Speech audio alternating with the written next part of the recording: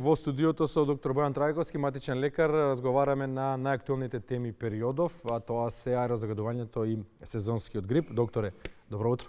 Добро утро, срекни празници. Констатиравме дека срекни празници и вам се разбира, констатиравме дека помладите лекари и доктори преземаат, дека полека следи некоја промена на генерации, па да видиме што ќе ни донесе оваа нова генерација. Градот Скопје во известување до граѓаните уверува дека инспекцијските служби се на терен, но и покрај тоа аерозагадувањето руши рекорди, па како да се заштитиме од она што е најактуелно и напаст број 1 во моментов? Пред се да искоментирам во однос на тие, да кажем, известувања кои што ги гледаме на дневна основа, без разлика колку и да контролира градот Скопје, на крајот денот било која инспекцијска служба, во принцип таквиот тип на инспекции треба на крајот денот да резултираат со одреден тип на, дали тоа ќе биде казна или ќе биде одреден тип на решение, нешто што за жал не го гледаме време и време назад, години назад за волја на вистината. Сега, кога зборуваме за загадување, не може да не се каже дека Скопје годините 10 на 20, 30 години назад било загадено, меѓутоа никош не било до ова ниво. Прва работа, втора работа, загадувањето никош не било толку актуализирано како што е сега, заради тоа што ние веќе ги гледаме резултатите од 10-15 годишно константно загадување на зимски временски период, ги гледаме речиси сега со сите овие болести, вируси, чести и различни типови на хронични предсепулмонарни заболувања, а секако посети одреден тип на други заболувања. Прашувате како да се заштитиме.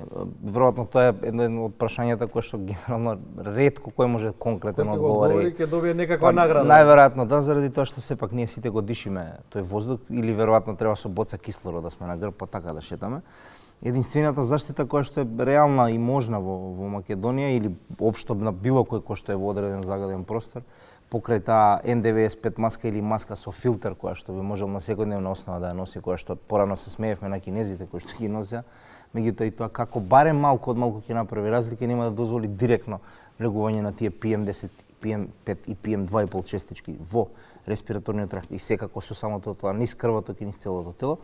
Тоа е првата работа. Втората работа, бидејќи сега веќе имаме можност, секако има можност финансиска, одреден тип на прочистувачи на воздух во внатрешните простори, односно најчесто во просториите во кои што најмногу се седи, и секако најсоодветниот, би рекол, и најдобриот начин да направиме некаков резултат да заминеме од Скопје, барем ако зборуваме за Скопје, односно да заминеме негде на планина каде што е малку далеку почист воздух. Да, во викендите ако е можно, во практикувајте ако имате опција барем подалеку од централното градско подрачје. Колку толку да се прочисти организмот. Сега инхалациите се многу популарни во зимскиот период.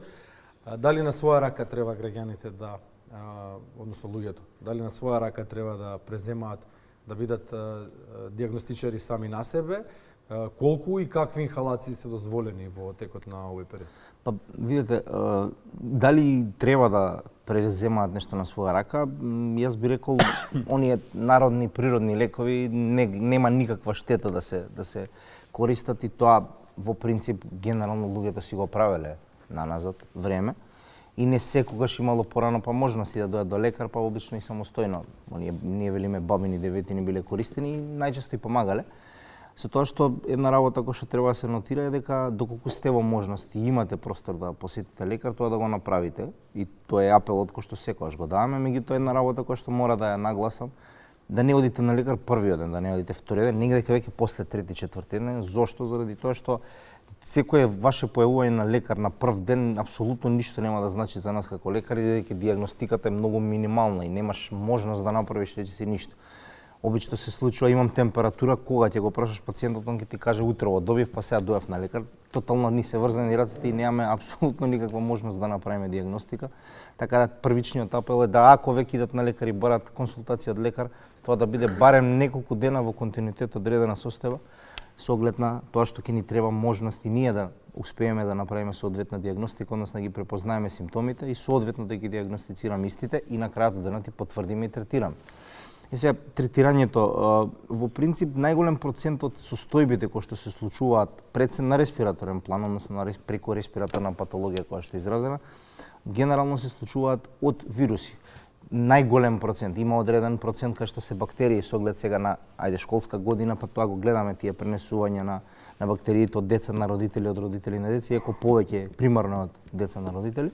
И со оглед на тоа што кажав, примарната патологија најчесто е вирусна, користењето на таа инхалација за која што конкретно ме прашавте, апсолутно нема штета со тоа што тоа нека се прави, конкретно луѓето користат оние инхалаторчиња мали, дали се детски или се за возрастни. Ги имаме сите по. Сите ги имаме, горе-доле, особено тие веќе кои што имаат деца, јас како тазе родител само што се породи сопругата веднаш инхалаторче набавивме да го имам, за не дај Боже.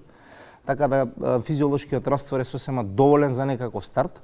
Сето она користење на пулмикор, кортикостероиди и останати други лекови, да го прават тоа исклучиво во консултација со лекар, со оглед на тоа што покрај подобрувањето на симптоматологијата во одредени ситуации можеме да го бутнеме дополнително имунитетот со кортикостероидите и да направиме малку поголема штета. Така да, особено ако се работи за деца, да не зборам за некои доенчиња, мали деца и бебиња, да се прави консултација со педијатар или секако општ лекар со кој што се или нивниот семеен лекар секако.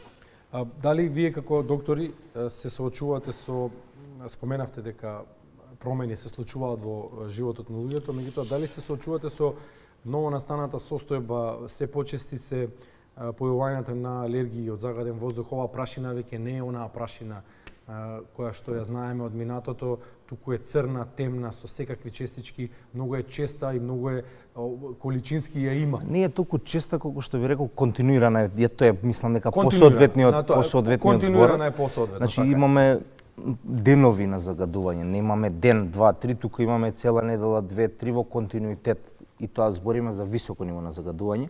Нешто што мора да се потенцира, слушам и гледам дека ретко го потенцираат, не постои безбедно ниво на загаденост. Значи постои само високо, ниско, можеби и средно ниво на загаденост, али секое загадување е загадување, особено ако збориме за загадување биолошки, физички, хемиски материи, што и ние го гледаме во пракса.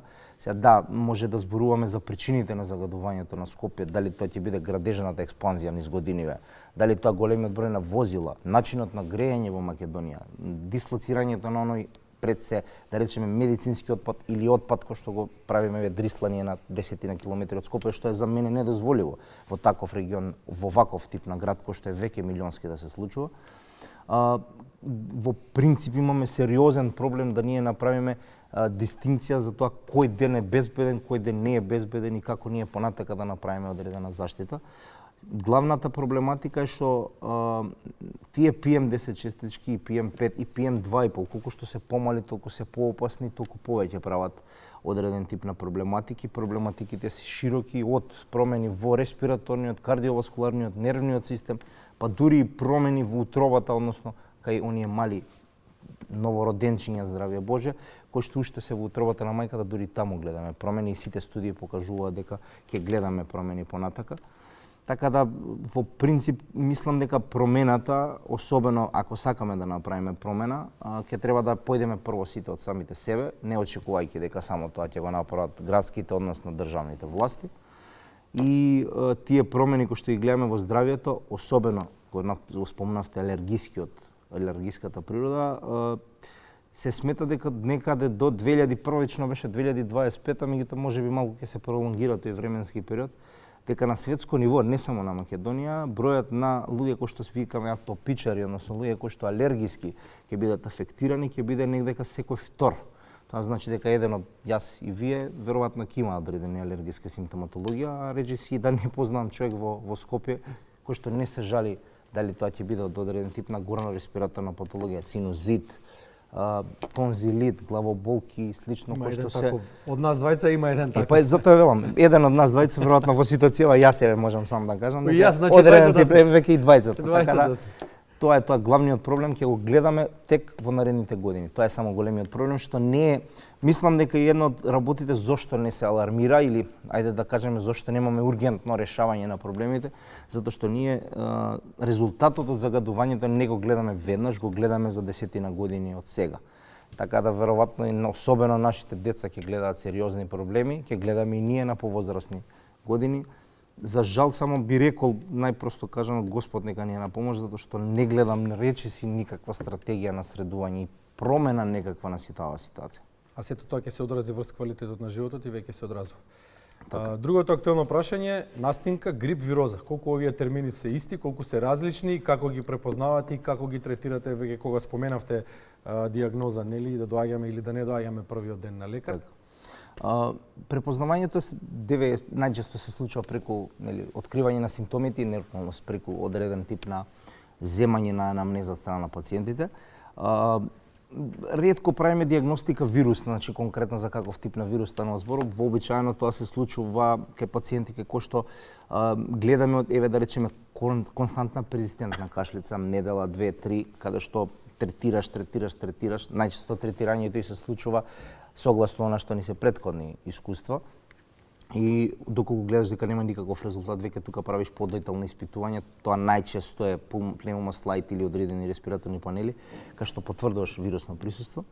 Настинката или, ајде да кажеме, вирозата, луѓето го поврзуваат тоа, меѓутоа сепак настинката е промена која што генерално е врзана исто така со патни имунитет, со одреден тип на симптоматологија слична на вирусната, така да во принцип што и да правиме кога станува збор за едното или за другото, кај пациентите се препорачува мирување, комплетен домашен амбиент доколку е тоа потребно, ако има потреба и нормално посета на во болница или пак матичен лекар, но најбитно од се е да луѓето имаат трпение заради тоа што во принцип таквите состојби, едната и другата или грипот или пак настинката како состојби, се состојби кои што самостојно телото си ги третира, а ние како лекари единствено што правиме е да помогнеме во, ајде да кажеме, тоа прикрепување на самиот организам и да не се бомбардираат со антибиотици, затоа што реално немаат апсолутно никаква потреба. Особено кога ќе се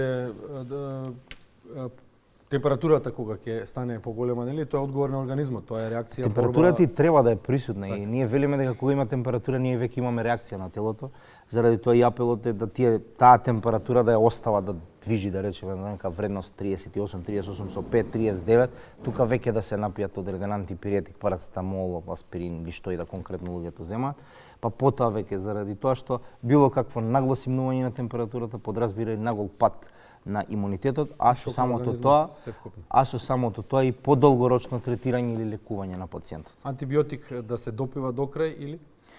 Антибиотик првично треба да се одреди дали има потреба да се пие. Најчесто се случува и гледаме, и тоа е еден од апелите кон колегите, не само кон пациентите, дека антибиотиците се припишуваат исклучиво како резултат на одреден тип на, ајде да речеме, лабораториски наоди или одреден тип на други испитувања потврдени, како што кажав претходно, бактериски наоди, тоа се прави преку микробиолошки брисеви, дали е тоа грло, нос или одреден тип на други типови на брисеви, каде што на микробиолошки анализи ќе биде потврдено присуството на бактерија, а со самото тоа и одредување на самиот антибиотик. Дали да се допие исклучиво ако има потреба и да се почне. Една студија на Стенфорд вели дека мажите се понеотпорни на вируси отколку жените. Сега ја нема Јована Костадиновска, ќе ја поздравиме колешката. Минатиот пат кога бевте тука, бевме заедно двајцата. Ќе чекаме некоја нова прилика да ви го поставиме ова прашање, да го проанализираме еве вака, дали тестостеронот е поврзан со реакцијата на вирусите. Така вели таа студија дека жените бидејќи имаат повеќе естроген, дека полесно го преживуваат грипот, например, и настинката. Генерално и можете тоа да го видите и во секојдневната пракса, дека маж најчесто на 37, затоа и се смееме, 37 со 3 веќе потпишува тестамент, да, а жените со 38 со 5 ја чистат куќата, така да дефинитивно има поврзаност и преку пракси и преку студии. Доктор Бојан Трајковски, матичен лекар, гостин во Македонија Аутро, и благодариме што постпразнично одвоивте време и покрај тоа што сте тазе родител. Ви посакуваме многу среќа во вечерните часови. Се гледаме во друга прилика. Благодарам на поканата, секој добро.